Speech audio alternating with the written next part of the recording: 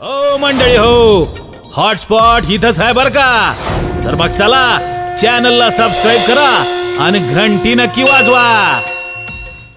तुम्हाला वाटतं महाराजाची आईशी, महाराजाला वाटतं ऐकणाराची आईशी, ऐकणाराला वाटतं म्हणणाराची आहे, म्हणणाराला वाटतं माईकवाल्याची आहे. हा सगळ्यांना दुःख आहे. आवाज कमी झाला की महाराज दुखी, वाढवला की शिट्टी मारतय म्हणून माईकवालं दुखी, लय जास्त वाढवले की ऐकणाराच्या कानठाळ्या बसतात, ते उठून मागे जातात, ते दुखी. इथल्या इथे घ्या, लय लांबदाचे काय करते महाराज बस. अरे प्रत्येकाला दुःख आहे ना, प्रत्येकाला. नचे इंद्रस्य सुखम किंचित न सुखम चक्रवर्ती न सुखम अस्ति विरक्तस्य मुनिरेकांत जीवना.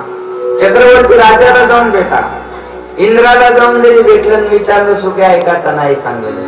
सध्या देवेंद्राला जरी विचारलं सुखी आहे का तर नाही सांगेल अध्यक्ष महोदय. प्रत्येकाच्या जीवनात अध्यक्ष महोदय दुःख आहे. कोणी सत्तेत असून दुःखी आहे तर कोणी विरोधात असून दुःखी आहे. पण दुःख आहे, दुःख नाही असा माणूस कुठे आहे महाराज? बघा बरं का, कुणाला संपत्ती आहे तर संतती नाही त्याला संततीचं दुःख आहे. कुणाला संतती आहे तर संपत्ती नाही त्याला संपत्तीचं दुःख आहे. कुणाला संतती आहे संपत्ती आहे पण शरीर संपत्ती नाही त्याला त्याचं दुःख आहे. कुणाला शरीर संपत्ती आहे संतती आहे पण आपल्याला विचारत नाही कोणी, त्याचं दुःख आहे. कुणाला वाटत नाही मला विचारावं, पण विचारायचं असेल ना तर सोपं आहे. Give the respect, take the respect. तुम्ही ज्याला जशी वागणूक द्याल तो तुम्हाला तशी वागणूक देणार आहे ना महाराज. मान द्यायला शिका, मान यायला वेळ लागेल. आपल्याला मान द्यावा वाटत नाही, मान घ्यावा वाटतो, कसं काय मिळत नाही, मिळणार नाही. आता बरेच तरुण पोरं असतील, महाराज लोक, गायक वादक सगळे माझ्यावर प्रेम करतात, सगळे. का ते म्हणतात महाराज तुमचा स्वभाव आवडतो, आणि मी मायात ऐकतीत राहिलं ते काय विचारतील? बरोबर आहे का नाही? तुम्ही किती बी मोठे असाल पण तुम्हाला लहान होता. मोठे आहेत तुम्ही, तुमच्या मनात ठेवा मी मोठा आहे. पण असं किती मोठं व्हावं माणसांना माहिती? आपण उभं राहिल्यानंतर कोणीच बसलेलं नसावं आणि आपण बसल्यानंतर कोणीच उभं राहिलेलं नसावं, एवढंच मोठं व्हावं. याच्यापेक्षा मोठं होण्यात काही अर्थ नाही महाराज. याच्यापेक्षा मोठं होण्यात अर्थ. कोण दुःखी नाही आहेत सांगा ना? दुःख आलं येणं शाश्वत, याच्यामध्ये शाश्वत दुःखच भरलेलं आहे. एका घरात 4-5 मुलं भांडत होते बरं. एक म्हणे मी वाघ खाणार, पोरं. एक म्हणे मी वाघ खाणार, दुसरं म्हणे मी हत्ती खाणार, तिसरं म्हणे मी कोला खाणार. तिथून एक महाराज चालले होते, म्हणले काय शूर पोरं असावे हो. कोणी म्हणतं वाघ खाणार, कोणी म्हणतं हत्ती खाणार, कोणी म्हणतं कोला खाणार. पण सांगू का, हे वाघ, सिंह, हत्ती सगळे होते रुखवतातले साखरेची बनवली. माझं बोलणं कळलं का मला? म्हणजे हत्ती जरी खाल्ला तर खायची साखरच आहे, वाघ जरी खाल्ला तर खायची साखरच आहे, आणि कोल जरी खाल्लं तर खायची साखरच आहे. बनवलेलं साखरेच आहे ना. तसं हे दुःख आलं हेच आहे. याच्यात वेगळं वेगळं दुःख मिळेल. एका फ्लॅट मधले नवरा बायको होते, रोज हसत राहायचे महाराज, रोज हसत राहायचे रोज. शेजारच्या फ्लॅट मधले म्हणले आपल्याला त्यांच्यासारखा संसार करायचा, जाऊन विचारू तरी ते नेमकं एवढे खुश कसे राहतात. हे गेले म्हणे हो तुम्ही रोज हसत राहता नवरा बायको दोघं, आम्हाला सांगा तरी. म्हणे आमच्यात रोज भांडणं होतात, काय कारण आहे? त्यानं सांगितलंय बघा आमच्या दोघांचं बी होतं म्हणे, पण आमचं चिटकलं, आपल्या भाषेत आमचं भांडण चिटकलं, आमचं भांडण लागलं की ती मला बेलनं फेकून आणते, फुकलं की मी हसून लागलं की ती हसते. बस असंच आहे मला, बाकी काही नाही. लक्षात आलं का? हे दुःखाला येते, याच्यात तुम्हाला सांभाळून द्यावं लागेल. सुख पाहता जवा पाडी, दुःख पर्वता एवढे. दुःख सुख थोडं आहे आणि दुःख पर्वता एवढं आहे महाराज. कोण सुखी दिसतं? त्या साधून समजावून सांगितलं आत्मदेवा. आत्मदेव म्हणे महाराज मला प्रवचन देऊ नका, मला मुलगा होईल असा काहीतरी आशीर्वाद द्या. कोणी जर तहानलेला असेल, ऐकताय ना, कोणी जर तहानलेला असेल आणि त्याला जर महाराज प्रवचन सांगायला लागला, पाणी कहा नहीं है, ऊपर देखो मेघों में पानी ही पानी है, इधर जमीन में देखो पानी ही पानी है. अरे पाणी कुठं नाही, जमिनीत 71% पाणी आहे, वर आकाशात सुद्धा पाणी आहे. काय पाणी पाणी करायला लागला? तो म्हणाल महाराज प्रवचन सांगू नका, मला तहान लागली. तहान लेल्याला पाणीच पाहिजे का नाही, तसं मला तहान आहे आता मुलगाच. मला मुलगा होईल असं काहीतरी विशाल महाराज आशीर्वाद द्या, मला मुलगा होईल असं काहीतरी आशीर्वाद द्या. मग या साधूने विचार केला की हे असं ऐकणारच नाही, असं ऐकणार नाही. आम्ही बी सांगतो ना एखाद्या घरी गेल्यावर पोराला माळ घाला, एखाद्या वारकरी शिक्षण संस्थेत टाका, ऐकत नाहीत तवा. आणि मग पुढे चालून पोरानं हाणलं की मग म्हणतात महाराज तवा तुमचं ऐकलं असतं तर बरं झालं. हा तेव्हा त्या टायमाला ऐकलं पाहिजे का नाही. पण या बाया लेकरा घेऊ जरी दाखवायचं तर महाराजाचं दाखवतात. रोड नको महाराज धरून निघ, हा महाराज का डाकू हे कोणाचं भेव दाखवावं हे बी कळलं पाहिजे ना. लहानपणापासून जर त्याला महाराजाची भीती दाखवली तर ते महाराजाच्या जवळ येईन का? बोल, येणारच नाही ना. भीती कशाची दाखवायची हे कळलं पाहिजे का नाही. मग साधूने विचार केला की बस आता याला मुलगा दिल्याशिवाय पर्याय नाही. एक फळ दिलं आणि सांगितलं जा हे फळ तुझ्या बायकोला खाऊ घाल. भगवंताची जर इच्छा असेल ना तर तुला मुलबाळ होईल. ऐका, त्यानं ते फळ घेतलं आणि एवढा आनंदानं घराकडे येत होता महाराज. आनंद कशाचा होता माहिती, मुलगा होणार याचा आनंद तर होता पवन महाराज, पण त्याच्यापेक्षा जास्त आनंद होता लोकांचं तोंड बंद होईल. जे मला म्हणत होते ना तुला मुलबाळ नाही, त्यांचं तोंड बंद होईल आता. आणि मग आला घरी आला, धुंदुलीला सगळा प्रकार घडलेला सांगितला आणि धुंदुलीच्या हातामध्ये फळ दिलं. धुंदुली आता हे फळ खाल्ल्यावर भगवंताच्या कृपेनं 9 महिने 9 दिवसानंतर आपल्याला मुलबाळ होणार आहे. धुंदुलीनं फळ घेतलं पण खाल्लं नाही. मग कारण धुंदुली म्हणजे संशयित बुद्धी. संशयित बुद्धी लगेच विश्वास ठेवत नाही महाराज. म्हणजे धुंदुलीनं काय केलं, फळ घेतलं आणि महाराज मी मस्त आंघोळ करते, पूजा पाठ करते आणि मग पवित्र होऊन फळ खाते, मी आताच खात नाही. ब्राह्मणाने सांगितलं नक्की खाशील ना, म्हणजे महाराज बिनधास्त करा, मी नक्की खाईल. आणि तिनं काय केलं, ते फळ घेतलं आणि शेजारणीला बोलवलं.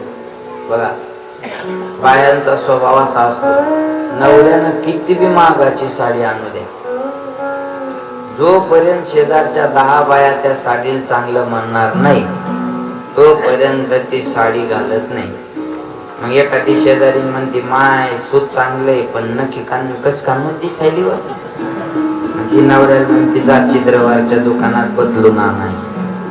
मग ते दुसरी घेऊन येतं, पुन्हा 2-4 जणी बोलवते. आता ती म्हणते माय पहिल्याची नक्की चांगली नव्हती पण सूत चांगलं होत.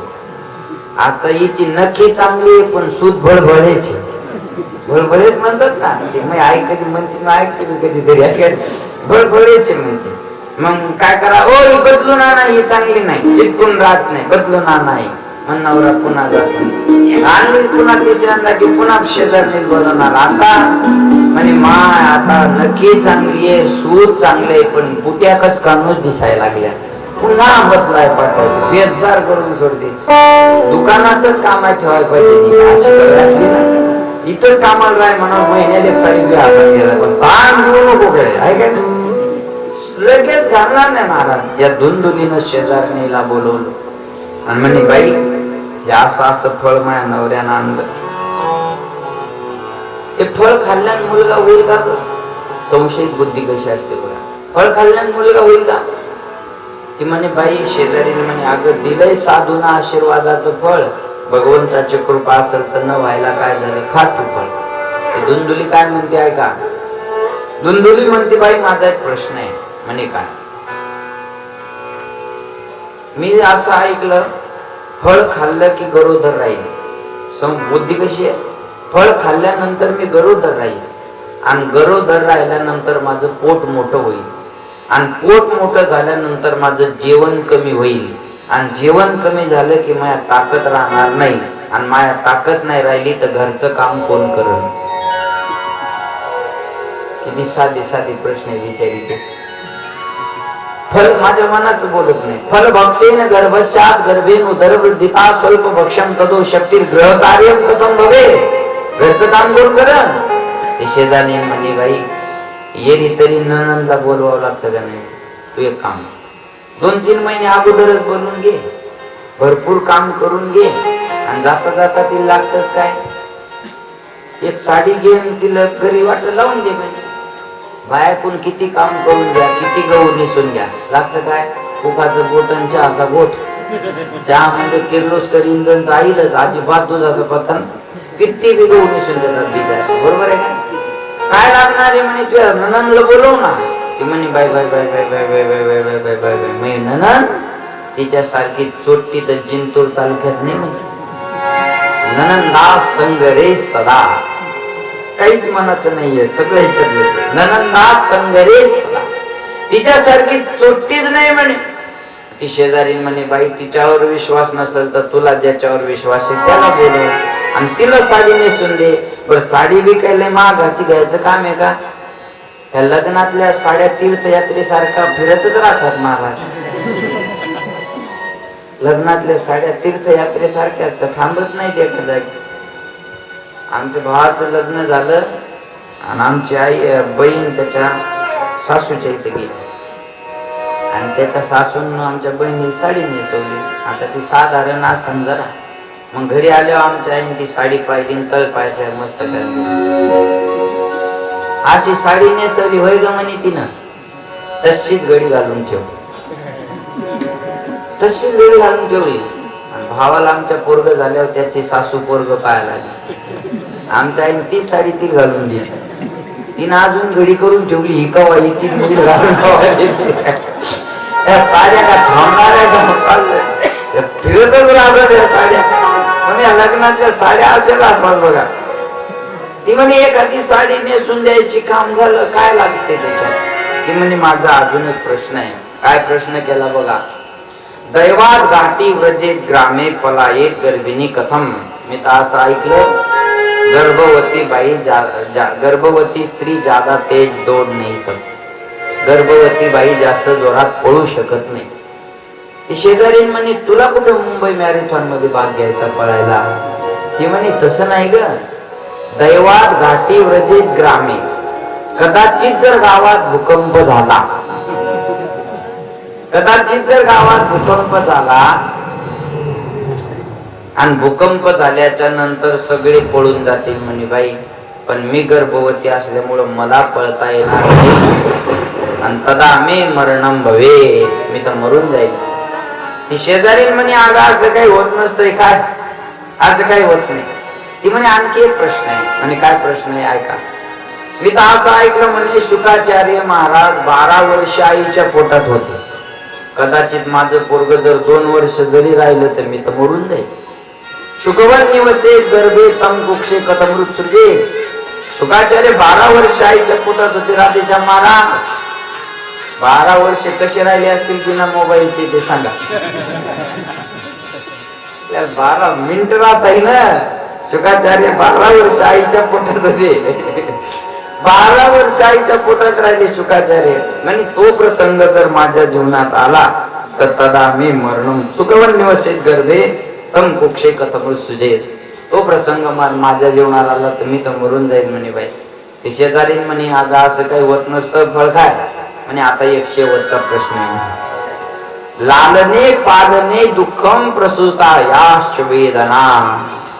मुलाचं लालन पालन करत असताना कमी दुःख असतं का? बोला महाराज. गर्भवती बाईला विचारा गर्भवती असतानाच्या वेदना, प्रसूतीच्या वेदना मुलाच्या आईला विचारा, बाकीच्यांना काय करणार आहे ते सांगा. गर्भवती बाई असते का नाही तिलाच माहित ते दुःख काय असतं. लक्ष देऊ नये का. लालने पालने दुःखम प्रसूता याश्च वेदना. कधी कधी जर मुलगा आडला ना, आडलाच म्हणतात नाही, मुलगा जर आडला तर कधी कधी आईला प्राण सुद्धा गमवावा लागतो. बाळांत शब्द आहे, झालं व्यवस्थित तर बाळ, नाही तांत, त्याला म्हणतात बाळांत. आई मुलाला जन्म देते तेव्हा आईचा सुद्धा पुनर्जन्म होत असतो बरं का. मुलाला सांभाळणं कमी दुःख आहे का? हे लेकरं जे जन्माला आले आहे का नाही, हे दिवसभर झोपतात आणि रातभर रडतात. माणसाला असतं दिवसभर काम बाहेरला आणि ते दिवसभर टर झोपत आणि रातभर रडत राहत. मला सगळं येत आता रातभर रडत राहतात ते लेकर बघा. मग ते लालन पालन करत असताना कमी दुःख असतं का सांगा बरं? एखाद्या वेळेस जर लेकरू रडायला ना छोट तर कशासाठी रडतं काहीच कळत नाही. त्याला आई दूध पाजते तरी शांत राहत नाही, त्याला खायला देते तरी शांत राहत नाही. त्याला म्हणते तुला पाहिजे काय, काहीच नाही, नुसतं आरडत राहत महाराज लेकरू, नुसतं रडत राहत बघा. मला सांगा माणूस ते करू शकतो का सहन? आज लग्न झालं नव्हतं, मी असं उशिरा घरी जायचो, ते भावाचं पोरगं रडायला लागलं की वहिनी खवळायचो मी, नेमकं आलं माणूस जसं झोपायचं भाय भाय भाय भाय, वहिनी म्हणायचं तुम्हाला झाल्यावर कळत. आणि कळतच ना आता लेकरं रडायला लागलं शांत राहतात महाराज. माणसाजवळ जर लेकरू सांभाळायचे ना, लेकरू रडायला लागलं माणूस भीतील फेकून आणन, त्या बायानेच करू जाणं ते सांभाळणं बायाने. तरी माणसं म्हणतात तुला काय काम आहे, एक बाळात पण तुमच्याकडे पाहिजे होतं, मग कळलं असतं तुम्हाला. लक्षात आलं का? लालने पालने दुःखम प्रसूता याश्च वेदना. महाराज प्रसूतीच्या वेदना ती म्हणे जर मला कदाचित असं झालं तर मी तर मरून जाईल म्हणे बाई. शेजारी म्हणे बाई मला काम आहे म्हणे, तुला काय करायचं तर कर, मी चालले. मी आपले राम तो निघले बोल. ती गेली निघून आणि असंच फळ घेऊन बसली. तेवढ्यात त्याची बहीण आली. बहीण आल्यानंतर धुंदुलीनं सगळा प्रकार बहिणीला सांगितला. बहीण म्हणे बाई ये बाबा लोगों के बातों में नहीं आना. महाराज लोक ऐकून कुणाचं चांगलं झालं काही बी सांगतात ते महाराज लोक. फळं खाल्ल्याने कुठं पोरं होत असतात. ती म्हणे मग मी करू काय ते सांग. ते म्हणे काहीच करू नको, मी सांगते ते कर. म्हणे मी गरोदर आहे, मला 9 महिने 9 दिवसांत मुलबाळ होणारच आहे. मी मला मुलगा झालेला तुला आणून देते. राहिली गोष्ट म्हणे नवऱ्याची, त्याला जरसे पैसे देऊ त्याचं तोंड बंद करू. आणि पुन्हा राहिली गोष्ट या फळाची, फळत्या दारातल्या गाईला खाऊ घाल. खरंच जर महाराजाचा आशीर्वाद असेल तर या गाईला बी वासरू होईलच ना, ते गाईला खाऊ घाल. आता हिच्या बहिणीला काय वाटायचं माहितीये का? हिच्या बहिणीला वाटायचं येईल काहीच होऊ नये, म्हणजे हिची अर्धी संपत्ती आपोआप माझी. कोण कुठं फासा टाकून असं मिळत सांगितलं. हे सांगितलेला प्रकार त्या धुंदुलीला लगेच पटला महाराज. बघा चांगलं 100 वेळ सांगितलं तरी पटत नाही, आणि वाईट एकदा सांगितलं तरी पटतं माणसाला, आहे का? एखाद्याला म्हणा ओ महाराज ते तुम्हाला असं म्हणलं, लगेच विश्वास. आणि एखाद्याला म्हणा महाराज त्याने सांगितलं तुम्ही चांगली कथा करा, विश्वास सहज वाटतं. ते काय वाटत, वाईट सांगितलेलं या मनाला लवकर पटत असतं. कशामुळे माहितीये? कलियुग आहे ना म्हणून. यत् फलम नास्ति तपसा न योगेन समाधिना तत्फलम लभते सम्यक कलो केशव कीर्तना. कलियुगामध्ये महाराज वाईट सांगितलेलं लवकर पडतं. म्हणून पोटात गेलेलं विष एका माणसाला मारतं, पण कानात गेलेलं विष घर उद्ध्वस्त करतं.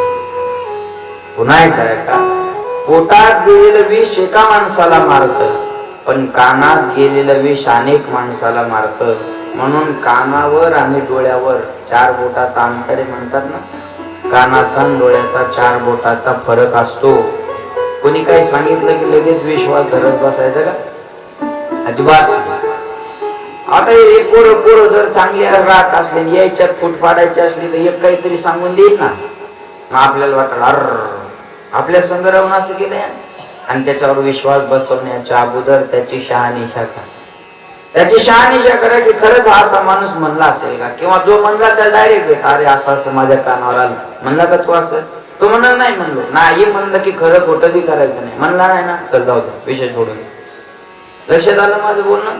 हे पट सांगितलेलं या धुंदुलीला लवकर पटलं महाराज. आणि त्या धुंदुलीनं काय केलं बघा, ते फळ गाईला खाऊ घातलं. फळ गाईला खाऊ घातलं आणि नवऱ्याला म्हणे महाराज फळ आवाज द्या. नवऱ्याला म्हणे महाराज मी फळ खाल्लं आणि मला त्याचा फायदाही व्हायला लागला. चिंधी बांधून या वाढविली पोटा.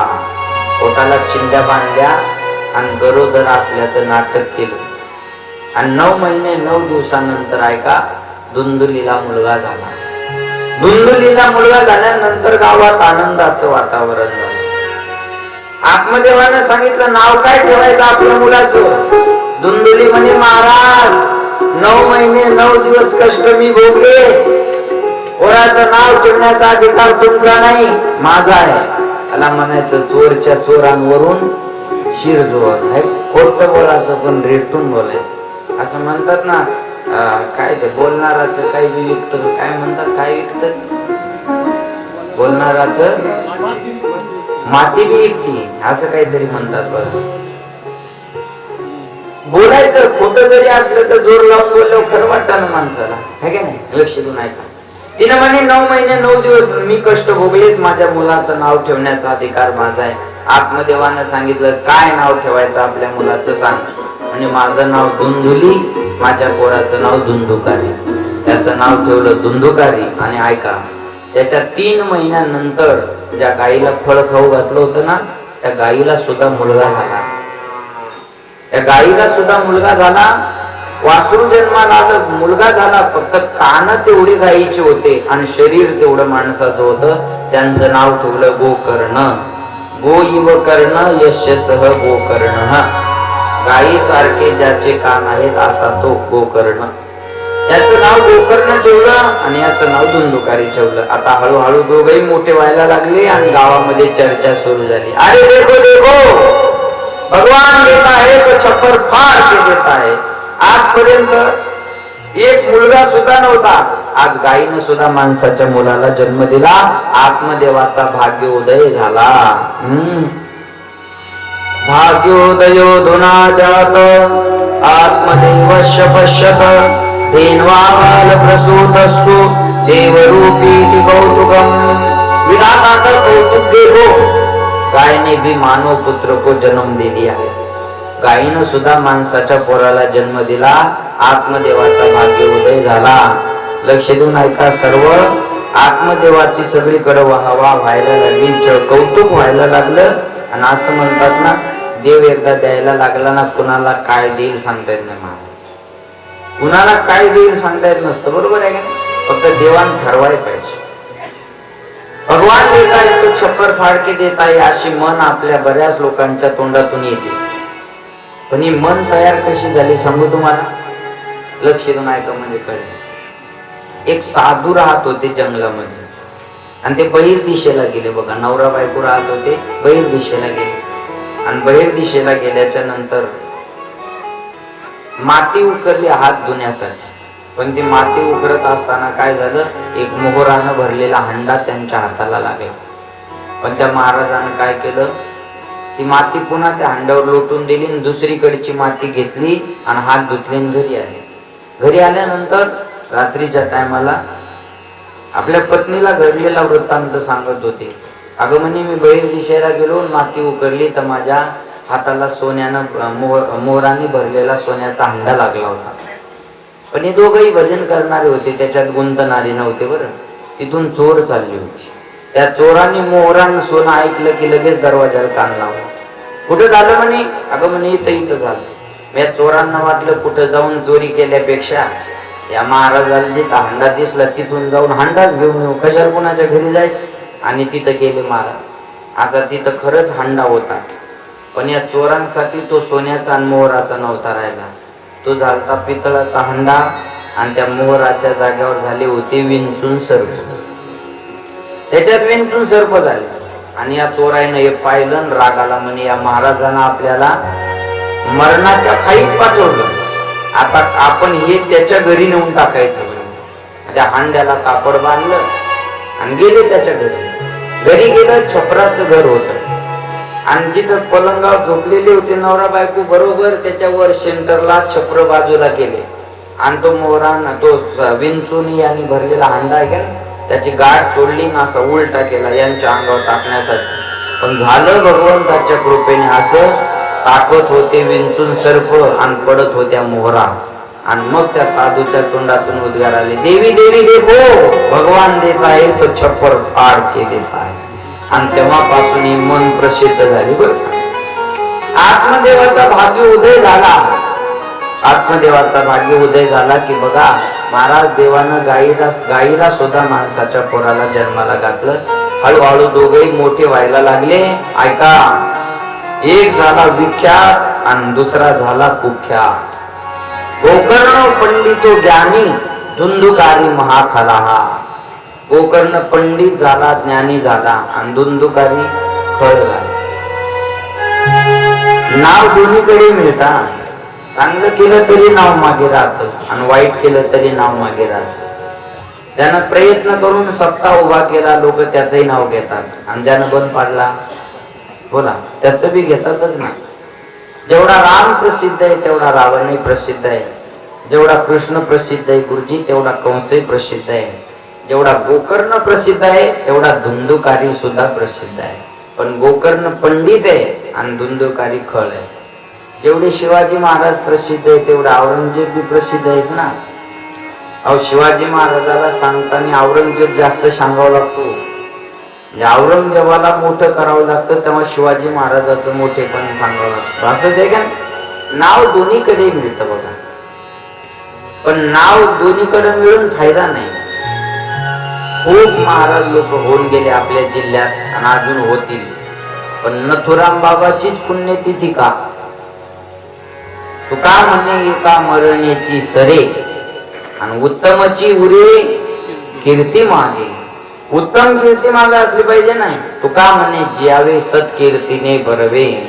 महाराज म्हणतात सत्कीर्तीनं मागे राहिलं पाहिजे. नुसत्या नावाला किंमत नाही हो. नाव तर दोन्हीकडे मिळेल ना. चांगलं केलं तरी नाव मागे राहतं, वाईट केलं तरी नाव मागे राहतं. तसं धुंदुकारी बी लोकांना माहिती आणि गोकर्ण बी माहितीये, पण गोकर्ण पंडित आहे म्हणून माहिती आणि धुंदुकारी खळ आहे म्हणून माहिती. आता या धुंदुकारीनं काय केलं बघा.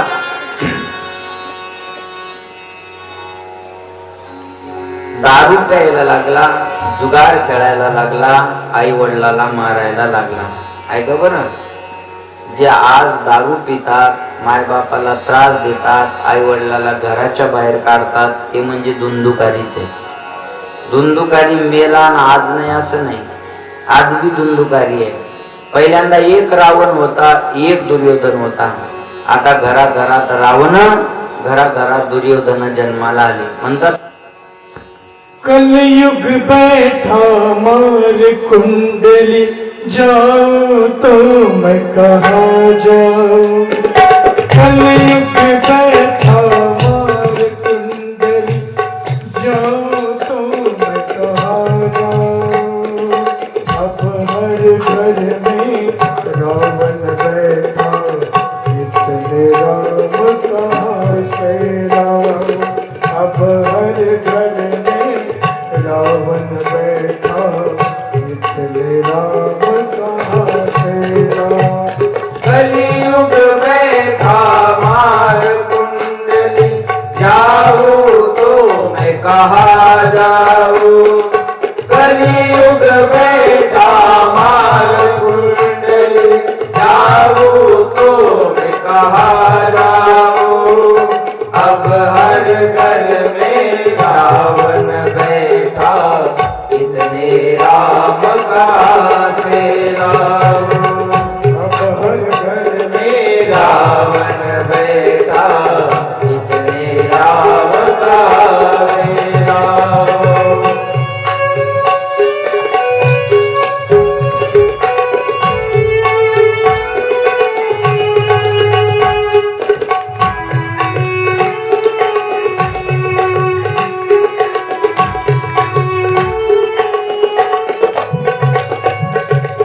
दशरथ कौशल्या जैसे मात पिता भी मिल जाए, पर राम सा पुत्र मिलेगा जो आज्ञानी बन जाए.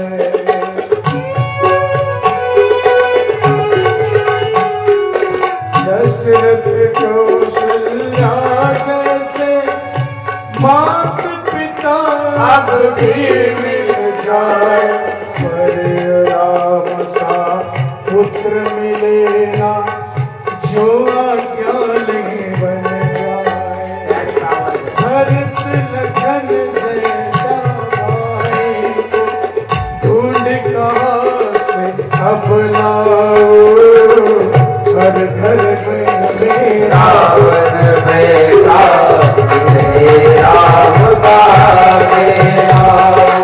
अब हर घर में रावण बैठा, इतने राम कहाँ से लाऊं. कलियुग बैठा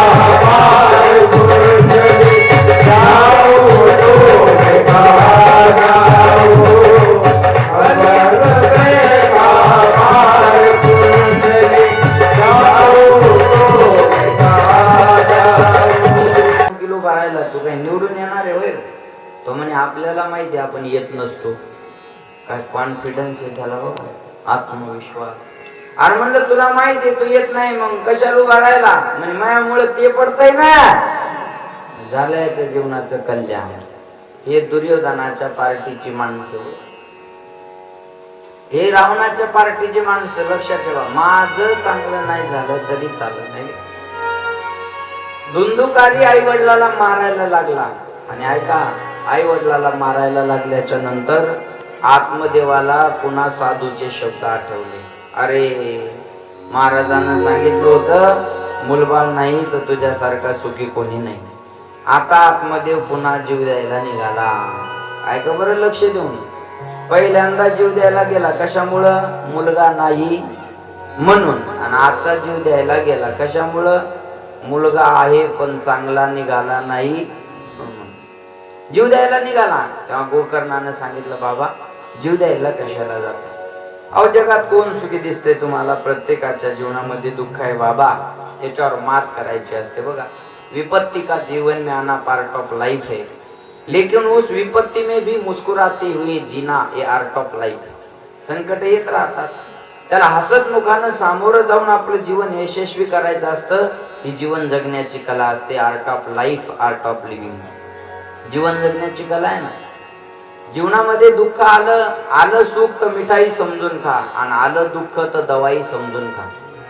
दुःख आलं तर औषध समजून खावं, सुख आलं तर मिठाई समजून खावं. दुःख नाही असं कोण?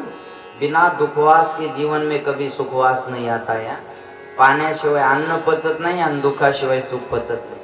दुःख जर नसतं तर सुख कुणाला कळलं असतं? महाराज बोला. दुःख आहे म्हणून सुखाची किंमत आहे ना. आणि जर दुःख नसतं तर सुख कुणाला कळलं असतं? कुणालाच कळलं नसतं.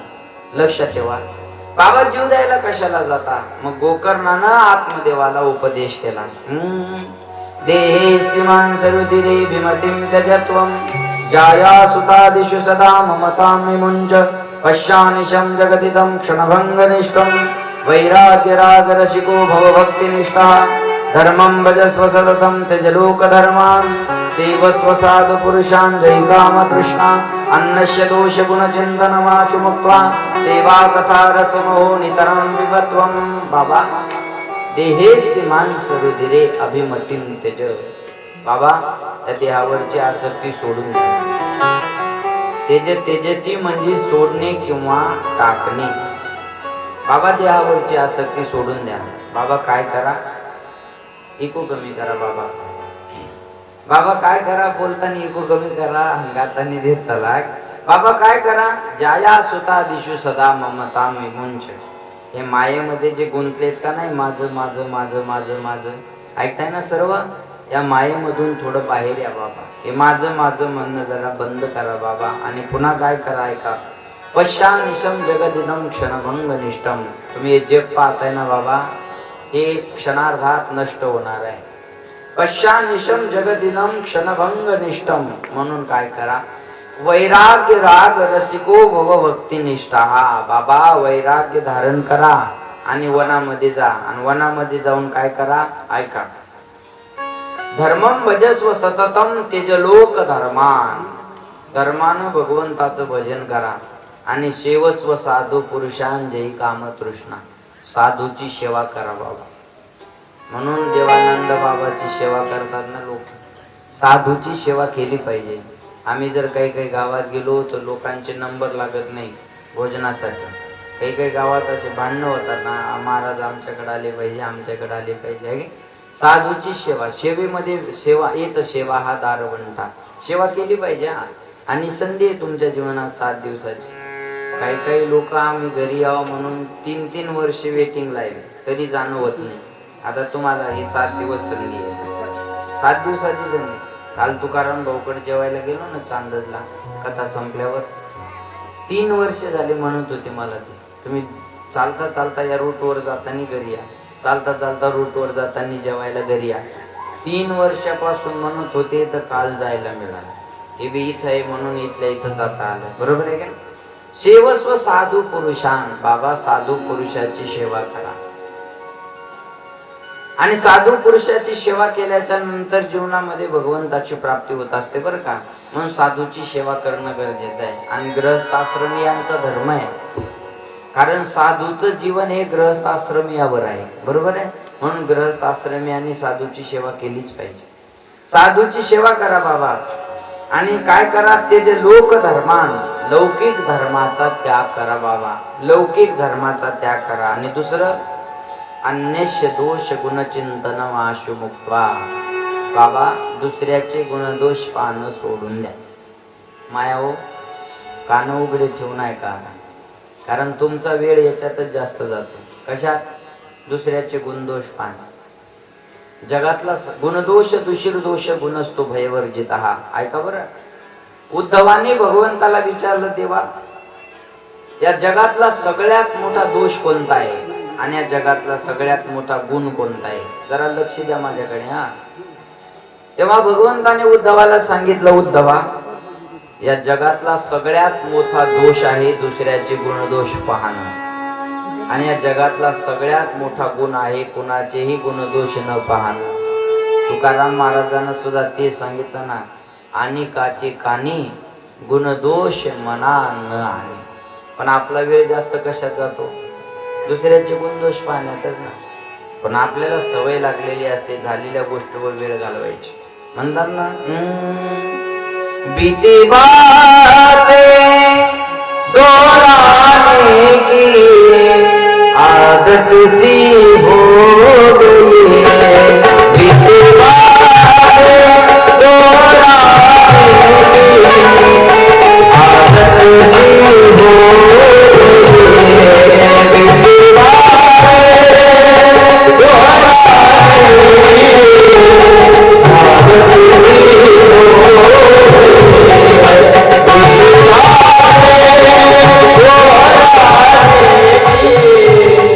आदत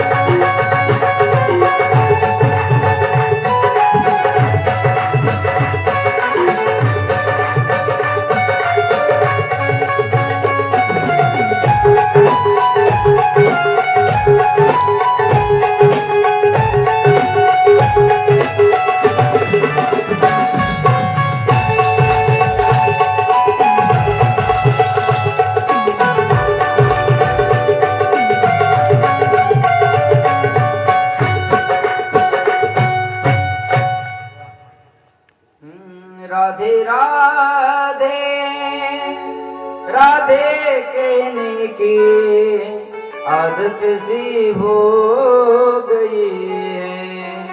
राधे राधे राधे कहने की आदत सी हो गई है।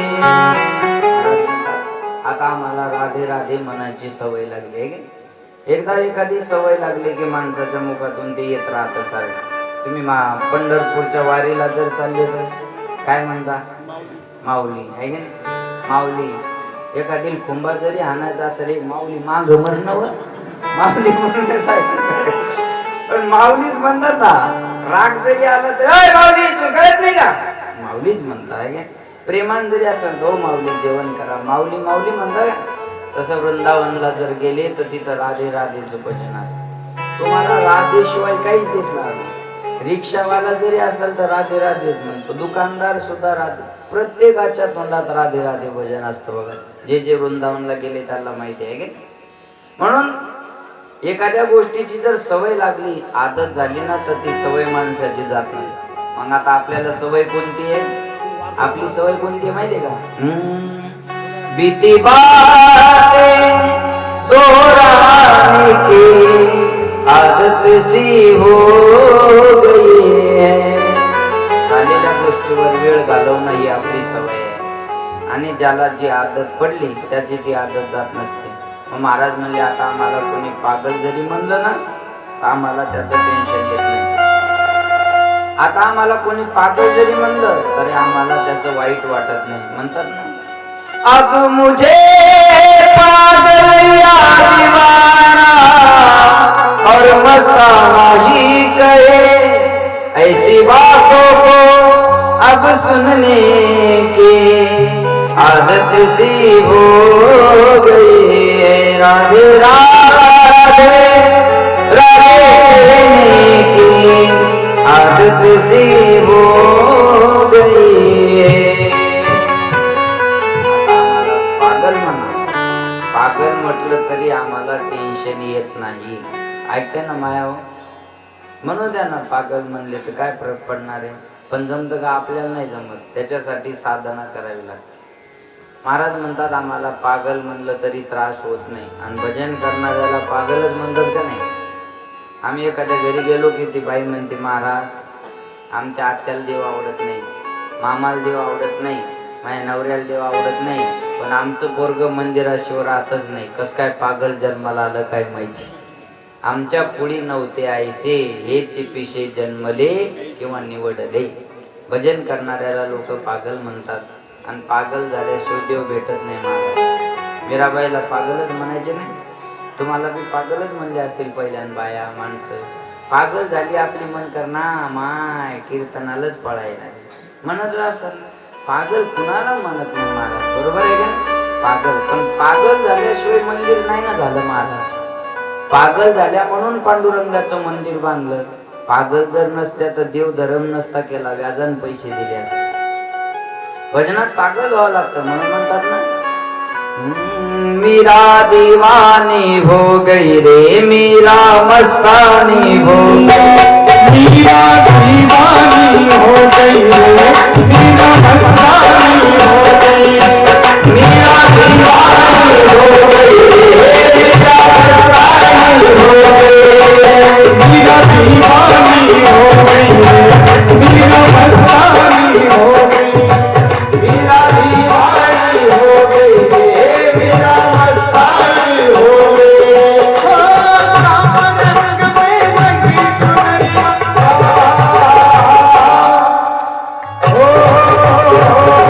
ओ मीरा दीवानी हो गई रे मीरा मस्तानी हो गई.